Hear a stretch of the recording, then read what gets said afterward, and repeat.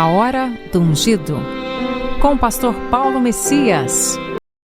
Olá, meus amados irmãos e irmãs, a quem vos saúdo com a graça e com a paz do Senhor Jesus. Eu sou o pastor Paulo Messias, da Igreja Videira de Canaã, Goiânia, Goiás, Brasil, para o mundo, chamado por Deus para pregar o Evangelho da graça, para curar os enfermos, para libertar os cativos. Mas antes de orar com você, gostaria de compartilhar uma palavra de Deus, ministrada pelo nosso mestre pastor Aloysio Silva. Você está morto para o pecado. Todos os domingos, ele responde algumas perguntas antes de começar a sua pregação. Ele diz que ele entende que as perguntas é uma parte muito importante do ministério de todo pastor. As perguntas dos irmãos sempre ajudam ele a direcionar melhor as suas pregações. Certa vez um jovem enviou para ele uma pergunta, dizendo, perplexo com algo que ele havia falado com uma pregação. Ele se referia a uma parte que afirmava que na cruz fomos perdoados completamente, passado, presente e futuro. Depois de ouvir isso, ele concluiu que as pessoas agora poderiam viver no pecado e nada aconteceria com elas. Por que me preocupar em comportar corretamente se Deus já garantiu perdão para tudo que eu fizer de errado, até mesmo no futuro? Por que me santificar se eu tenho um seguro contra o inferno? Dizia ele. Na mente daquele jovem, o medo do inferno era a única coisa que poderia impedir alguém de viver chamuscado, chafurdado no pecado. O que mais havia deixado indignado era o fato de não haver em nossa mensagem nenhuma ameaça. Martin Lloyd-Jones disse que se estivermos pregando o Evangelho como Paulo pregou, seremos tão mal interpretados quanto ele. Depois de fazer uma afirmação bombástica em Romanos 5:20, dizendo onde abundou o pecado, superabundou a graça, vemos o apóstolo se deparar com essa mesma questão. Paulo faz a mesma pergunta e ele mesmo responde. Que diremos, pois? Permaneceremos no pecado para que seja a graça mais abundante? De modo nenhum. Como viveremos ainda no pecado, nós que morremos para ele? Ou porventura ignorais que todos nós fomos batizados em Cristo Jesus, fomos batizados na sua morte? Fomos, pois, sepultados com ele na morte pelo batismo, para que, como Cristo foi ressuscitado dentre os mortos, pela glória do Pai, assim também andemos nós em novidade de vida. Romanos capítulo 6, do verso 1 e 4. O mais interessante aqui são as razões que Paulo apresenta para que nós não permanecemos mais no pecado.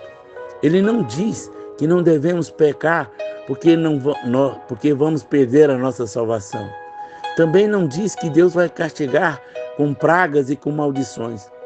Nem ele vai ficar irado conosco. Tampouco diz que seríamos excluídos da comunhão. Paulo não faz nenhuma ameaça. Ele apenas pergunta, como viveremos ainda no pecado? Nós que para ele morremos? Romanos 6:2. A resposta de Paulo é, nós morremos para o pecado, fomos crucificados, sepultados, ressuscitados como uma nova criatura. Vivemos em novidade de vida. Jesus morreu não apenas pelos seus pecados, para providenciar para que nós em uma morte, ele morreu também para pudéssemos morrer também. Então, é absolutamente vital que você creia que você está morto para o pecado. O seu velho homem já morreu. O seu novo homem não está mais sujeito ao pecado. Isso é um fato no mundo espiritual. Você é nova criatura. O grande sinal de que você nasceu de novo é que não consegue pecar e ficar em paz. Ele se sente mal, porque o pecado não consegue mais ficar ali. O novo homem não consegue mais ficar ressentido, com raiva das pessoas. O mal, o pecado, não tem mais lugar dentro de quem nasceu de novo. Eu não estou dizendo que você não peca. Nós estamos sujeitos ao pecado, à tentação, mas não gostamos mais de viver assim. Paulo diz que é loucura continuar vivendo no pecado quando você nasceu de novo. Você não é mais escravo do pecado, agora você é escravo da justiça. Antes de se converter, ficava ressentido, não conseguia deixar a mágoa. Agora é diferente. Você rapidamente perdoa. Se insistir em guardar mágoa, isso vai ser tão ruim para você que você simplesmente não vai suportar a angústia e vai acabar se livrando do ressentimento. É assim agora, porque você é escravo da justiça. Romanos capítulo 6, verso 17 e 18 diz: mas graças a Deus, outrora era escravo do pecado, contudo, vieste a obedecer de coração a forma de doutrina que fostes entregues, e uma vez libertos do pecado, foste feitos servos da justiça. Mesmo que você tenha ouvido diferente a vida inteira, e esteja com dificuldade em relação a um aspecto ou outro que eu estou te ensinando, eu quero te ensinar o que a palavra de Deus diz. Vá aos poucos jogando fora o velho ensino da velha aliança e absorva a nova aliança. A grande verdade é que você morreu para o pecado. Muitos cristãos têm uma vida tola em relação ao pecado. Eles pensam que a igreja é uma prisão que impede os crentes de pecar. E se o pastor der muita liberdade, o crente vai voltar para o mundo. Essa é uma visão mundana. As pessoas do mundo pensam que somos como eles e que queremos fazer as mesmas coisas que eles fazem. Dizem que não fazemos porque o pastor nos prende na igreja. Alguns pensam que se pregamos a palavra da nova aliança, as portas da igreja se abrirão, não vai ficar ninguém. Nós não somos como as pessoas do mundo, somos essencialmente diferentes, temos uma natureza diferente, nosso anseio é outro. Nosso coração é inclinado para o Senhor e anseia em fazer a sua vontade. Deus preparou uma vida abundante. Deus preparou o melhor para nós e tem uma vida santa para vivermos. Efésios 5:3. Mas a imputícia e toda sorte de impureza ou cobiça nem sequer se nomeia entre vós, como convém aos santos.